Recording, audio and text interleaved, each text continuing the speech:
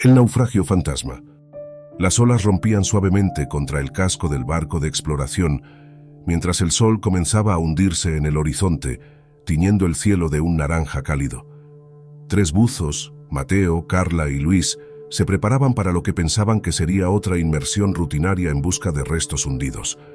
Llevaban semanas explorando esa área del Mar Caribe, donde se decía que un galeón español había naufragado siglos atrás, cargado con tesoros invaluables. Los rumores locales hablaban de un naufragio maldito. Los pescadores se negaban a acercarse a esa parte del océano, y había quienes aseguraban haber escuchado gritos en la noche, provenientes de las profundidades. Pero los buzos, racionales y experimentados, descartaban esas historias como supersticiones de la gente del mar. «Es solo otra leyenda más», dijo Luis mientras ajustaba su equipo de buceo. Mateo, el más joven del equipo, estaba ansioso pero entusiasmado. Era su primera gran expedición y la idea de descubrir un tesoro lo emocionaba.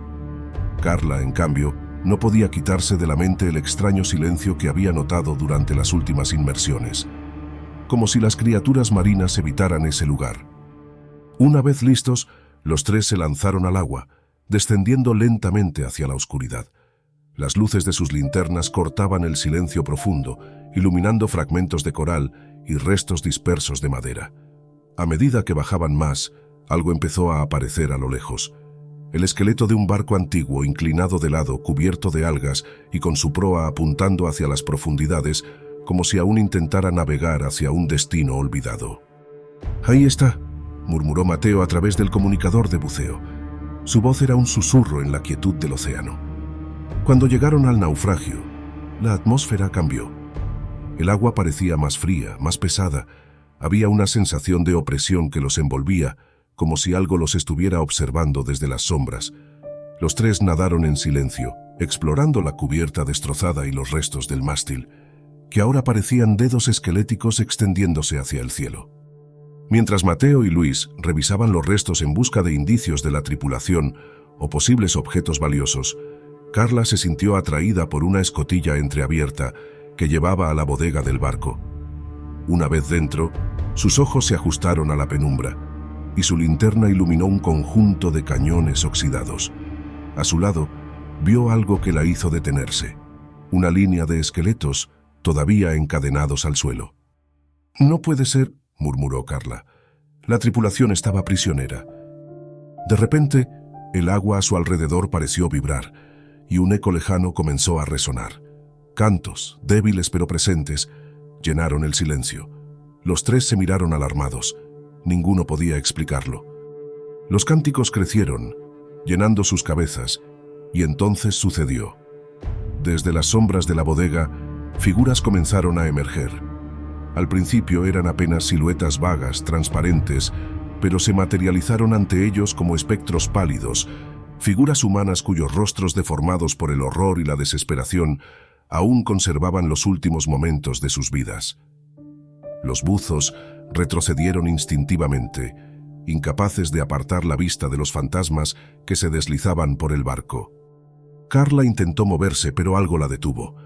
Miró hacia abajo y vio que una mano espectral había tomado su muñeca. Una figura alta y demacrada, vestida con los harapos de lo que una vez fue un uniforme de capitán, la miraba con ojos vacíos pero llenos de una furia insondable. Intentó zafarse, pero la mano se apretaba más fuerte. «Nos condenaron». La voz no venía de sus compañeros, venía del espectro. «Nos hundimos en la oscuridad, traicionados por el oro maldito». Carla sintió cómo el frío la invadía por completo.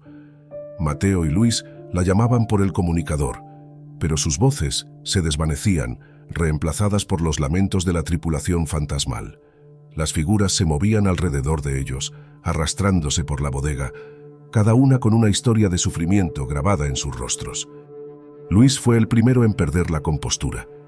Nadó frenéticamente hacia la superficie, pero algo lo detuvo. Las manos espectrales lo atraparon, tirando de él hacia el fondo.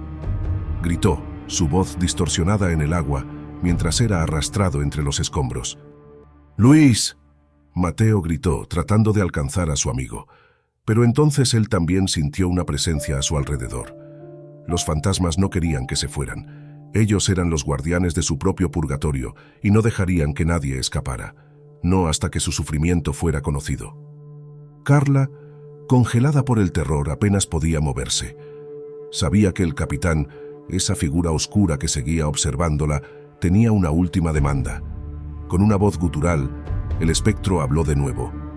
«Devuélvanos lo que es nuestro, o sufrirán con nosotros, por la eternidad». La joven buzo miró a su alrededor, y entonces lo vio. En un rincón de la bodega, una caja de madera medio podrida que contenía objetos cubiertos de oro y joyas brillantes.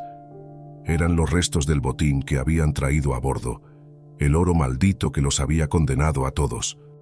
Mateo, desesperado, nadó hacia la caja y comenzó a empujarla fuera de la bodega, con la esperanza de apaciguar a los fantasmas. Pero era demasiado tarde. Los espíritus lo rodearon, arrastrándolo a las profundidades del naufragio. Carla observó horrorizada cómo su compañero desaparecía entre las sombras. Sabía que el tiempo se acababa, que el naufragio no los dejaría ir. Desesperada, nadó hacia la salida, luchando contra las manos fantasmales que intentaban atraparla. Finalmente, logró escapar de la bodega y nadó hacia la superficie. El sol se había puesto por completo y la oscuridad envolvía el mar.